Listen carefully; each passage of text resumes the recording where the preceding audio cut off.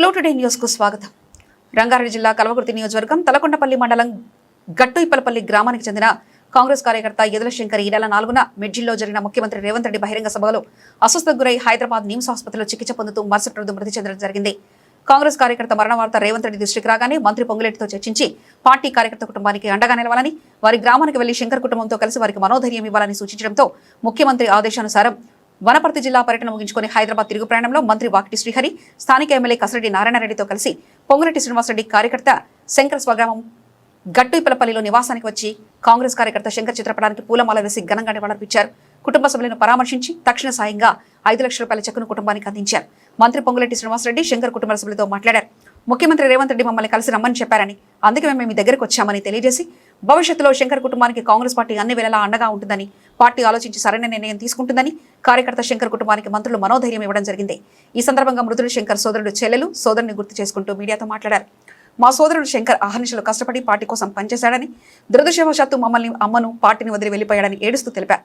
ఈ రోజు ఇంత రాత్రిలో మా ఇంటికి మంత్రులు పొంగులేటి శ్రీనివాసరెడ్డి, వాకిటి శ్రీహరి, ఎమ్మెల్యే కసిరెడ్డి నారాయణరెడ్డి వచ్చి మాకు ఆర్థిక సాయం చేశారని, మా కుటుంబానికి అండగా ఉంటామని చెప్పడం జరిగిందని తెలిపారు.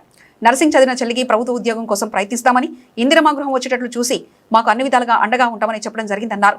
మా సోదరుడు అస్వస్థకు గురైనప్పటికీ అప్పటి నుండి మా వెన్నంటి ఉన్న ఎమ్మెల్యే కసిరెడ్డి నారాయణరెడ్డి గారికి, రేవంత్ రెడ్డి గారికి, మా గృహానికి వచ్చిన మంత్రులకు కన్నిటితో ధన్యవాదాలు తెలియజేస్తూ మమ్మల్ని ఆదుకోవాలని కోరారు. ఈ కార్యక్రమంలో పార్టీ నాయకులు, కార్యకర్తలు, అధికారులు, శంకర్ అభిమానులు, గ్రామ ప్రజలు పాల్గొన్నారు.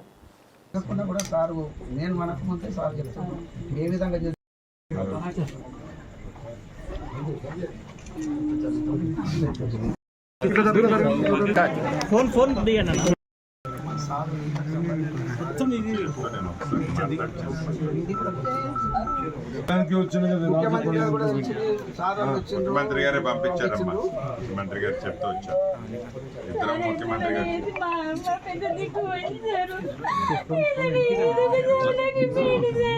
తప్పకుండా ధైర్యంగా ఉండమ్మా. నువ్వేడిచి అమ్మేడిస్తే ఇబ్బంది కదరా బిడ్డ, నువ్వేడిచి అమ్మేడిస్తే ఇబ్బంది కదమ్మా. ధైర్యంగా ఉండాలి, అమ్మకి ధైర్యం చెప్పాలి.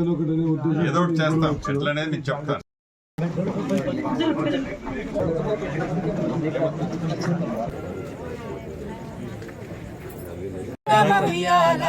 యాడికెళ్ళిందమ్మ ఉయ్యాలో రాలో రామ ఉయ్యాల, యాడికెళ్ళి పాయే ఉయ్యాలో రామ ఉయ్యాల, మా అన్న శంకరు ఉయ్యాలో రామ ఉయ్యాల, యాడికెళ్ళిందమ్మ ఉయ్యాలో రామ ఉయ్యాల, పాలమూరు బిడ్డ ఉయ్యాలో రామ ఉయ్యాల, పశుపాలంటోడు ఉయ్యాలో రామ ఉయ్యాల, నన్న ఉయ్యాలో రామ ఉయ్యాల, యాడికెళ్ళిందమ్మ ఉయ్యాలో రామ ఉయ్యాల, ఎంత మంచి వాడు ఉయ్యాలో రామ ఉయ్యాలు, ఇంతలోనే ఏమి జరిగిపాయనమ్మ ఉయ్యాలు రామ ఉయ్యాల, ఉయ్యాలో రామ ఉయ్యాల, యాడికెళ్ళిందమ్మ ఉయ్యాలో రామ ఉయ్యాల. మరి సంస్కృత సేన రాష్ట్ర అధ్యక్షుడు చక్రాల దగ్గర సంతాపం తెలియజేసిండు. జోహార్ జోహార్ శంకరన్న. ఈరోజు ఈ ఊరికి రావడానికి ముఖ్య కారణం తమ్ముడు శంకర్. సో అప్పటి వరకు మొన్న ఏదైతే రీసెంట్లీగా మన మిర్జిల్లో జరిగిందో సీఎం ప్రోగ్రాంలో తమ్ముడు చాలా యాక్టివ్గా, అంటే ఎంత హ్యాపీనెస్గా ఉన్నాడంటే మేము మా కళ్ళతో చూసాము. తమ్ముడు చివరి క్షణాలు అంటే ఇది నాకు చాలా బాధాకరంగా, నేను అసలు నా వల్ల కావట్లేదు. చివరి క్షణంలో నాతో ఒక చివరి ఫోటో దిగి, అంటే సీఎం సార్ అక్కడ నుంచి మమ్మల్ని పలకరించినప్పుడు పక్కనే తమ్ముడు నా పక్కనే ఉండడము, తమ్ముడు కూడా మాట్లాడము, నాతో పాటు నా బృందం వాళ్ళందరూ కలిసి మేమందరం మాతో చాలా సంతోషంగా పంచుకున్నాడు, చాలా ఇదిగా ఉన్నాడు.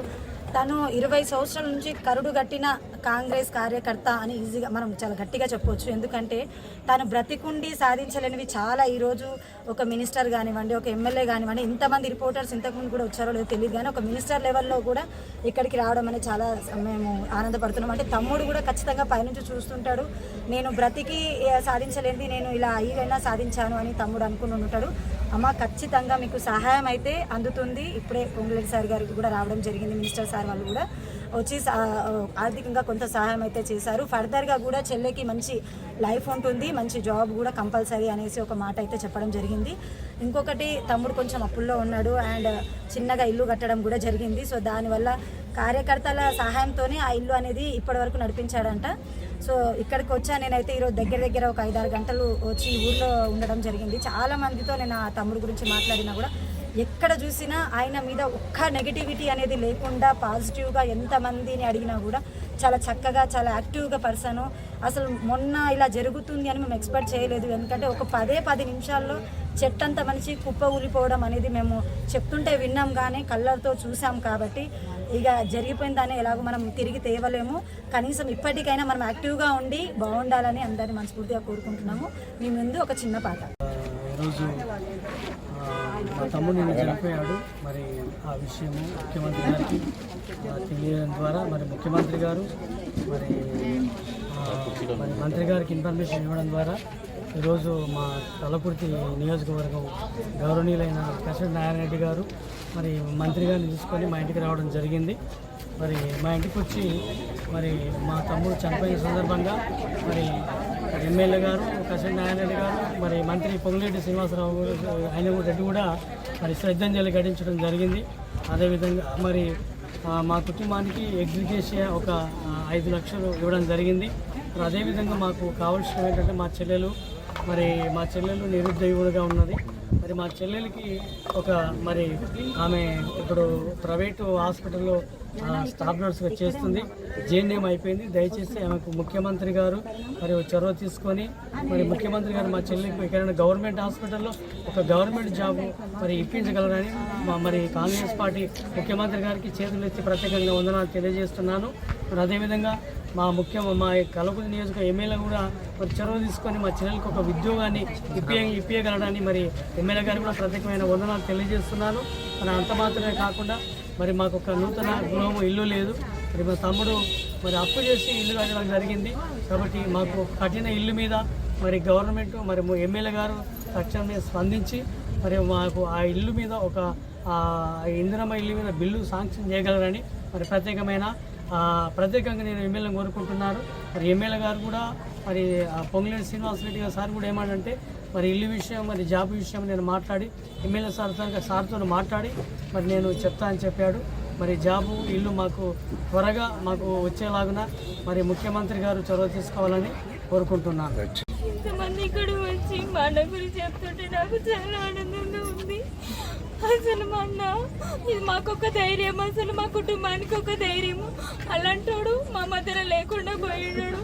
ఇప్పుడు మమ్మల్ని ఆర్థికంగా చూసుకోవడానికి కూడా ఎవరు లేరు. మా అన్న ఉంటే మాకు అంత ధైర్యం ఉంటుండే. ఇప్పుడు మా అమ్మకి నేను చూసుకోవడానికి మాకు ఎవరు లేరు. ఇప్పుడు ఏమంటారు, ఈ కాంగ్రెస్ పార్టీకి నేను దండలు పెడుతున్నా. మాకు ఏదైనా ఒకటి సహాయం చేయండి. మంచిగా ఏదైనా ఒక దాంట్లో గవర్నమెంట్ దాంట్లో నాకు ఉద్యోగం తెప్పించి మా అమ్మని చూసుకునేలాగా నాకు సహాయం చేయండి. నేను చేయడం చేసిన. మంత్రి గారు వచ్చారు కదా, ఎలాంటి భరోసా ఇచ్చారు మీ కుటుంబానికి? మా కుటుంబాన్ని చూసుకుంటానని చెప్పినారు. మీకు మంచిగా చూసుకుంటామని చెప్పినారు. కానీ నేను మీకు అండగా ఉంటానమ్మా. మిమ్మల్ని మేము చూసుకుంటాను. నిన్ను కూడా దేంట్లోనన్నా ఒక దాంట్లో నేను పెట్టిస్తాను. నేను నీకు భరోసా ఇస్తున్నాను. నీ కుటుంబాన్ని నేను చూసుకుంటానని సార్ మాకు చెప్పినాడు.